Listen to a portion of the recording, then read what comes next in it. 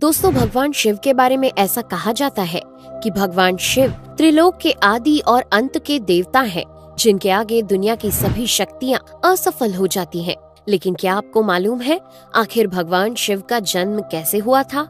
उनकी माता कौन थी और उनके पिता का क्या नाम था? उन्होंने किससे अपनी शिक्षा प्राप्त की थी और किस किस को शिक्षा का दान दिया था? अगर नहीं तो चलिए, क्योंकि इस वीडियो के माध्यम से हम आपके इन्हीं सभी सवालों का जवाब देने वाले हैं, इसलिए प्लीज इसे स्किप किए बिना एंड तक जरूर देखना। दोस्तों, आज सबसे पहले भगवान शिव के जन्म से जुड़ी पहली कहानी यानी शिव पुराण की एक लोकप्रिय कथा के बारे में बताने वाले हैं। शिव पुराण के अनुसार भगवान शिव को स्वयंभू माना जाता है, जिसका मतलब होता है कि भगवान शिव का जन्म स्वयं ही हुआ था। यानी कि इससे एक बात तो साफ हो जाती है कि ना ही भगवान शिव की कोई माता है और ना ही उनके कोई पिता हैं। इसी कारण से भगवान शिव पंच तत्वों से भी परे हैं, जिस कारण से इन्हें मृत्यु का भी कोई भय नहीं है और इनकी मृत्यु कभी नहीं हो सकती। पर अब बात करते हैं विष्णु पुराण में बताई गई भगवान शिव के जन्म से जुड़ी हुई एक और कहानी के बारे में। विष्णु पुराण में बताया गया है कि भगवान विष्णु के माथे से निकलने वाले तेज के कारण भगवान शिव की उत्पत्ति हुई थी और उनके नाभि से निकलते हुए तेज से कमल पर विराजमान ब्रह्मा जी का जन्म हुआ था। मगर दूसरी ओर भगवान विष्णु के जन्म के बारे में शिव पुराण में बताया गया है कि एक बार की बात है जब भगवान शिव अपने घुटने मल रहे थे और उनके घुटनों से निकलने वाले मैल से भगवान श्री विष्णु जी का जन्म हुआ था। पर अगर ऐसा हुआ है तो विष्णु पुराण और शिव पुराण एक दूसरे से बिल्कुल अलग हैं। इस कथा के अलावा भगवान शिव के जन्म की एक और पौराणिक कथा काफी ज्यादा पॉपुलर है, जिसे शायद आपने बड़े बुजुर्गों से सुना होगा। पर अगर नहीं सुना तो आपकी जानकारी के लिए बता दें कि एक बार की बात है जब भगवान विष्णु और परम ब्रह्मा जी के बीच इस बात पर बहस छिड़ गई थी कि आखिर इस संसार में सबसे महान कौन है। और जब भगवान विष्णु और भगवान ब्रह्मा इस बात को लेकर बहस कर रहे थे तो एक जलते हुए खम्बे के रूप में महादेव उनके बीच आए थे। दोस्तों, वो दोनों इस रहस्य को नहीं समझ पाए और तभी अचानक से एक आवाज आई जिसने कहा कि जो भी इस खम्बे का छोर ढूंढ लेगा वही सबसे महान कहलाएगा। ऐसा सुनते ही ब्रह्मा जी ने एक पक्षी का रूप लिया और खम्बे का ऊपरी हिस्सा ढूंढने निकल गए। वहीं विष्णु जी ने वराह का रूप धारण किया और खम्बे का अंत ढूंढने निकल गए। बहुत देर तक खोजने के बाद भी दोनों में से किसी को भी खम्बे का छोर नहीं मिला और दोनों हार मानकर वापस आ गए। जिसके बाद भगवान शिव अपने असली रूप में आए और फिर भगवान विष्णु और ब्रह्मा जी ने ये मान लिया कि महादेव ही सबसे महान और शक्तिशाली हैं। इनसे बड़ी शक्ति इस दुनिया में कोई नहीं है। इसके साथ ही शिव पुराण में बताया गया खम्बा इस बात को दर्शाता है कि ना ही भगवान शिव जन्मे थे और ना ही उनका कोई अंत है। और एक कारण तो यही है कि भगवान शिव को स्वयंभू कहा जाता है, यानी भगवान शिव का अंत है ही नहीं, वे अमर हैं।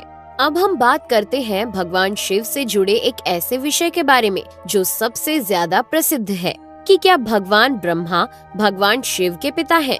जी हाँ, इनकी ये कहानी लोगों के बीच काफी प्रसिद्ध है। तो आपको बता दें कि आखिर किस प्रकार भगवान शिव ने ब्रह्मा पुत्र के रूप में जन्म लिया था। इसके पीछे विष्णु पुराण की एक पौराणिक कथा है, जिसके अनुसार जब धरती, आकाश, पाताल या कहें पूरा यूनिवर्स जलमग्न यानी पानी में डूबा हुआ था, तब भगवान विष्णु के अलावा कोई भी देव या प्राणी इस संसार में नहीं था। तब केवल विष्णु ही जल सतह पर अपने शेष नाग पर लेटे हुए नजर आ रहे थे। जिसके बाद उनकी नाभि से कमल की डंडी पर ब्रह्मा जी प्रकट हुए और जब भगवान ब्रह्मा और भगवान विष्णु इस यूनिवर्स से संबंधित बातें कर रहे थे तब भगवान शिव प्रकट हुए, जिसके बाद ब्रह्मा ने उन्हें पहचानने से इनकार कर दिया। इस कारण से भगवान शिव रूठ गए और उनके रूठ जाने के कारण भगवान विष्णु ने उन्हें दिव्य दृष्टि प्रदान कर ब्रह्मा जी को भगवान शिव की याद दिलाई।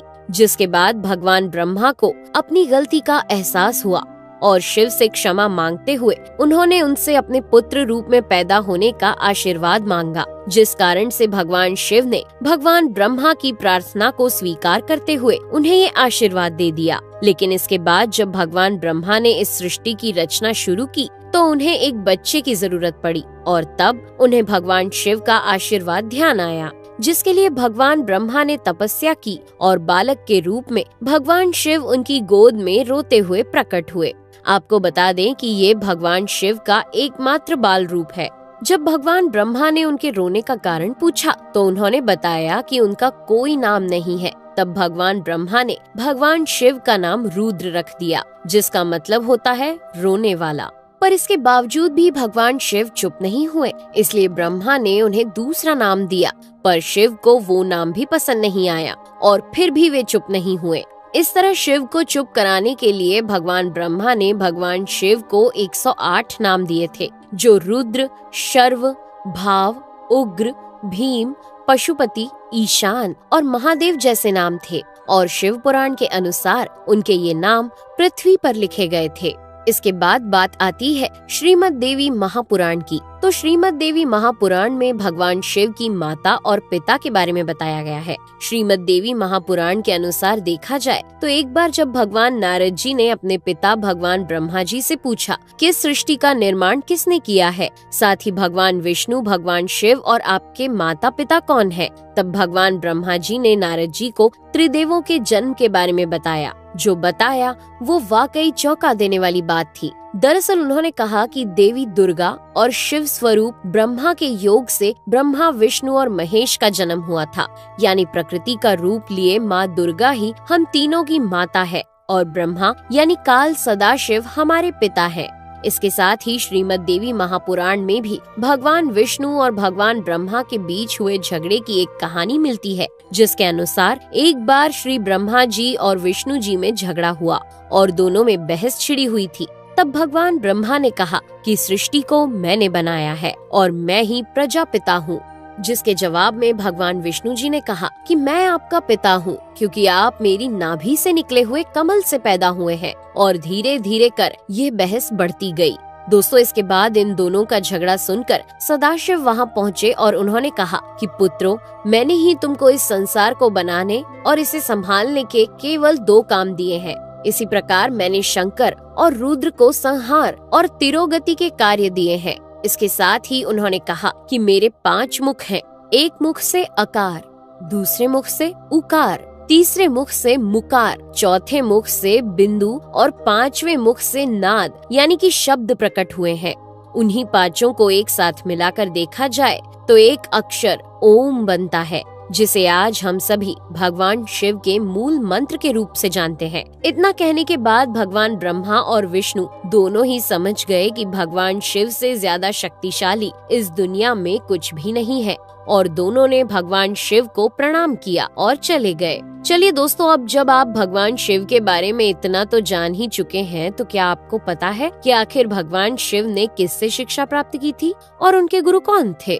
हम जानते हैं शायद ही इसका जवाब आप में से किसी को पता होगा, पर जिन्हें नहीं पता उन्हें बता दें कि भगवान शिव स्वयं इस संसार के गुरु माने जाते हैं, जिन्होंने इस संसार में गुरु शिष्य की परंपरा की शुरुआत की थी। लेकिन अगर सवाल आता है कि आखिर भगवान शिव किसके गुरु थे, तो आपको जरूर जान लेना चाहिए कि हिंदू धर्म के ग्रंथ कहते हैं कि ब्रह्मा जी और शिव जी इस संसार के सबसे पहले गुरु हैं, जिन्होंने गुरु शिष्य के इस रिश्ते की शुरुआत की थी। जहां भगवान ब्रह्मा ने अपने मानस पुत्रों को शिक्षा प्रदान की थी, वहीं भगवान शिव ने अपना ज्ञान केवल अपने 60 शिष्यों को दिया था। यानी भगवान शिव 60 शिष्यों के गुरु थे और वे जिन शिष्यों के गुरु थे उन्हें आज के समय में सप्त ऋषियों का दर्जा दिया गया है। तो दोस्तों, ये थे भगवान शिव के जन्म से जुड़े हुए कुछ फैक्ट्स, जो आपको कैसे लगे हमें कमेंट करके जरूर बताइए। साथ ही अगर आपको वीडियो पसंद आया हो तो इसे लाइक और चैनल को सब्सक्राइब करना बिल्कुल ना भूलें। धन्यवाद।